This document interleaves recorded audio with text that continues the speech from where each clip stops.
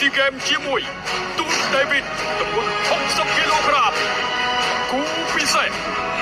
បនពុតលឹកចូលខ្លួនអង្រួនសាំងវៀនជុំជើងខ្លាំងឡើងកោឡើងសៃណេតទម្ងន់51គីឡូក្រាម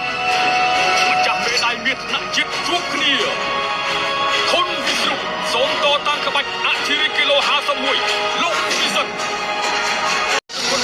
65គីឡូក្រាមលក្ខណៈគុណខ្មែរสายផ្ទាល់ចាប់ពីម៉ោង4ល្ងាចតទៅនៅលើកញ្ចក់ទូរទស្សន៍ជាតិកម្ពុជាទូរទស្សន៍ជាតិកីឡាជាតិការប្រកួតតំណាងជាតិសំណាងបង្ហាញមុខជាថ្មីជួបអានវាសនាទូរទស្សន៍ជាតិកម្ពុជានាំមកជួននឹងសង្វៀតថ្មីមួយរៀងរាល់2សប្តាហ៍ម្ដងចាប់ពីថ្ងៃ16ខែក្នុងប្រភេទខែពង្រឹងសមត្ថភាពចូលទៅកាន់ស៊ីហ្គេមឆ្នាំ2023អគ្គនាយកដ្ឋានទូរទស្សន៍ជាតិកម្ពុជាអាសម្រាប់នោះគឺសង្វៀនប្រដាល់ TVK Fighter 开着盖，也是一个人好玩的，读书而茶。当一起在就nhanh的切切。